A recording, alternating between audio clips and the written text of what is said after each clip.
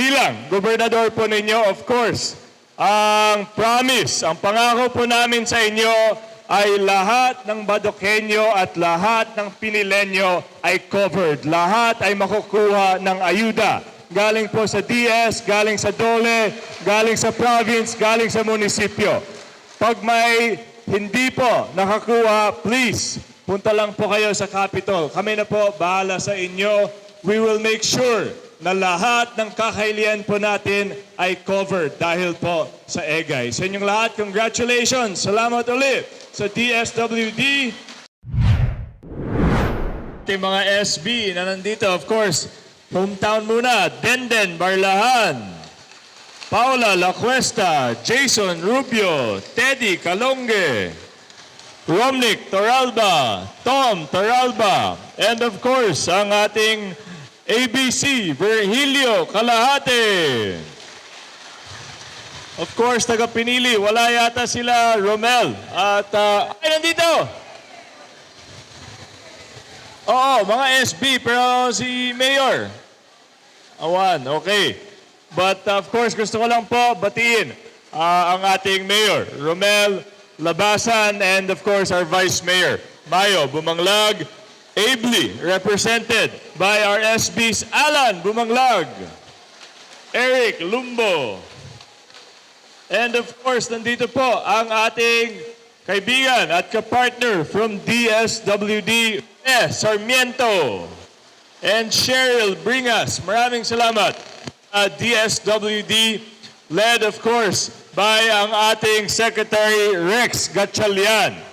Alam niyo po, ito pong ECT ay galing sa DSWD at ang pangako ni Secretary Rex ay lahat ng kakalian po natin na affected by Typhoon Egay ay makakatanggap ng ECT kagaya po ninyo. Kaya palakpakan po natin si Secretary Rex Gatchalian.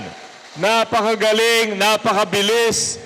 Pangalawang araw after ng Egay, nandito na po si Sec Rex Gatchalian. Kaya taus-puso po ako nagpapasalamat sa ating DSWD led by Sec Rex Gatchalian. Maraming salamat po. Of course, ang ating PS, lahat ng kasama po natin sa PSWDO led by Ma'am Rochelle Gahes and our MS from Badok, Emma Laino. Sanay ako sa lian nyo kaya naano ako. Emma Laino. And of course, from Pinili, Desi Tugas. And of course, alam po natin na lahat ng affected, kagaya ng sabi ko po kanina, lahat ng affected kailangan may ECT. Kung hindi na yon, to follow po kasi mga batches po to, no?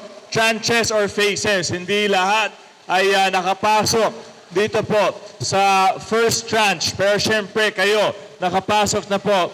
At ibibigay po natin ang 13,500 na totally damaged house.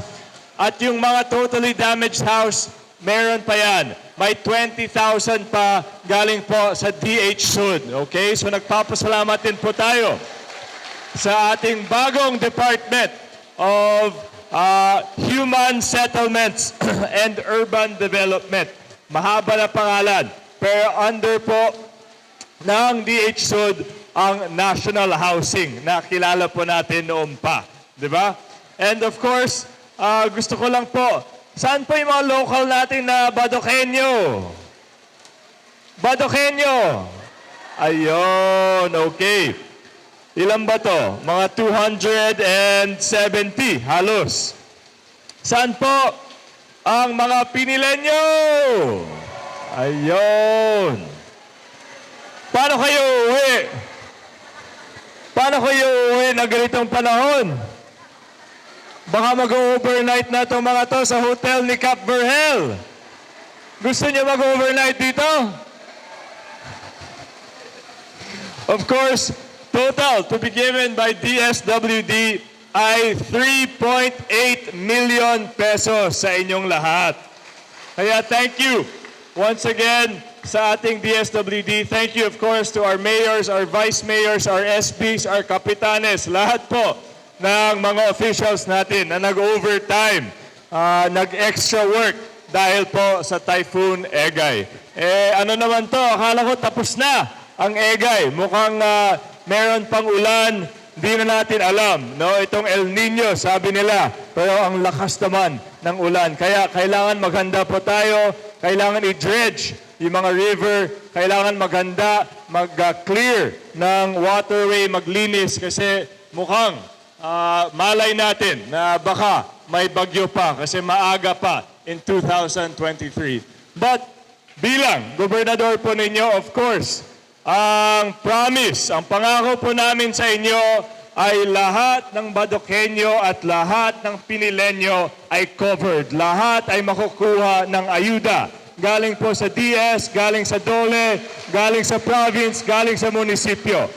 Pag may hindi po nakakuha, please, punta lang po kayo sa Capitol. Kami na po bahala sa inyo.